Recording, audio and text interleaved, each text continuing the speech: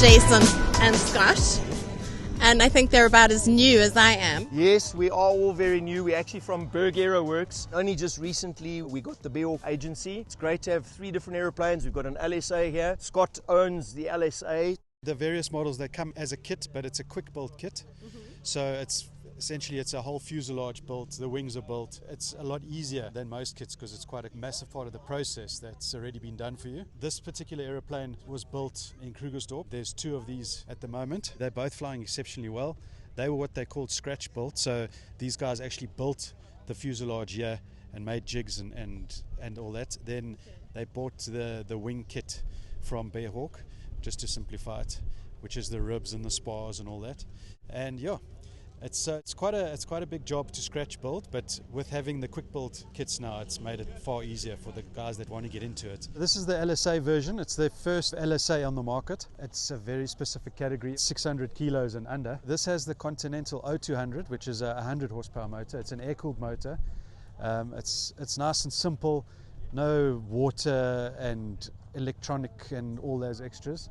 So it's a very simple machine. It's also got bush wheels on it for short takeoff and landing. It's got an exceptionally big wing as well. So the stall on this thing is about 35 miles an hour and it cruises comfortably at about 115 miles an hour. So yeah, you can actually go places with it if you really want to, and it's got the capability of getting into shorter strips.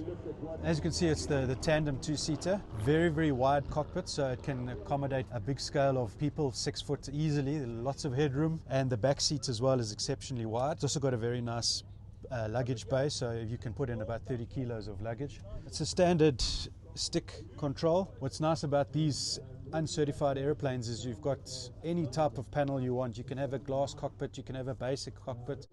It really just depends what you like. And so that's a real draw card for most guys as well, is they can customize the airplane to their heart's content. This is the Bearhawk Patrol, affectionately known as Moose. The owner is Jeremy Woods and his nickname is Moose. It was the second sort of airplane in the Bearhawk sort of range of airplanes, designed around 180 to 200 horsepower.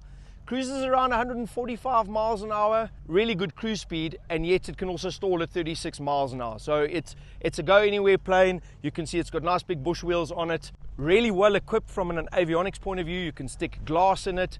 You can keep it basic if you want.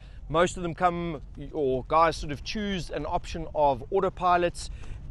Really good airplane. One of the differences between this one and the LSA that you saw with Scott is that the Patrol has actually got flaps. The LSA doesn't. They did that to sort of save a little bit of weight, complexity.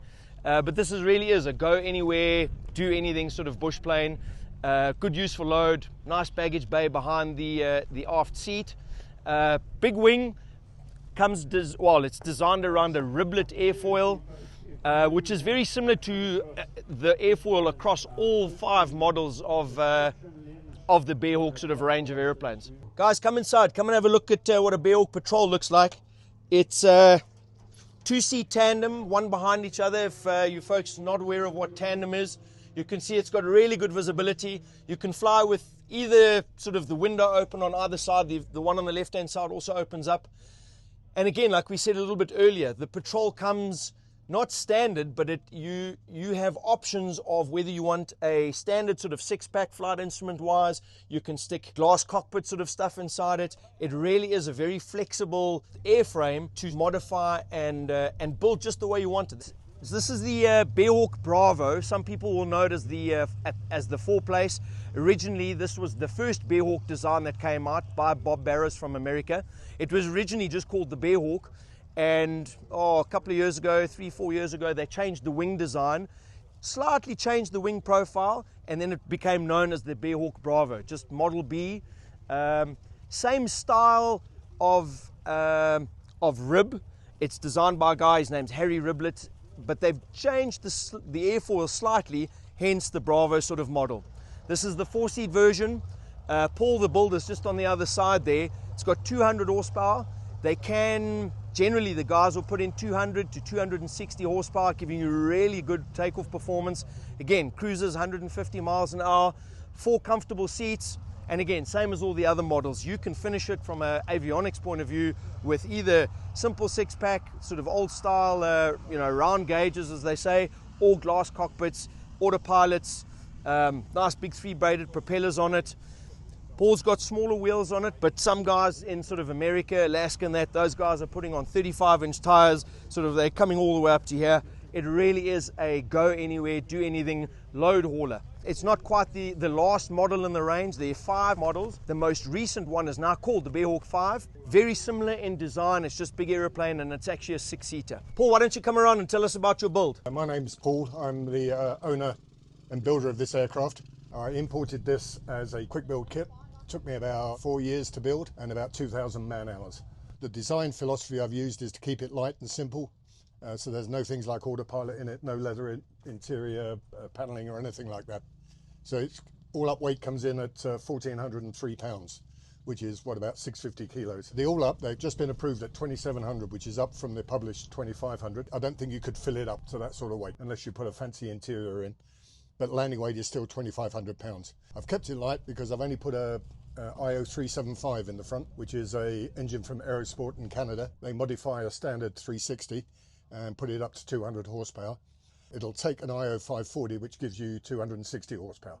So I've chosen the lesser engine, so I wanted to keep the weight down to get the performance. Still plenty for me. I don't want to go landing on riverbeds and things like that. So it suits me. I have an RV10 as well. The problem with that, it's a fantastic aeroplane, but the wheel spats take a bashing if you go anywhere rough. So I wanted something like this where I could go into rough strips. I've also fitted auxiliary fuel tanks. There's 2 refueling points. You can see the panel under there, that's the auxiliary fuel tank. That gives you an extra 20 US gallons of fuel. And I did some calculations before I came here. The total on this is 72 US gallons, 280 litres. This will go non-stop from Kruger International to George, which is something over around 800 nautical miles. Takes you nearly 6 hours, but it'll do it. All of the personal belongings secure inside the tent.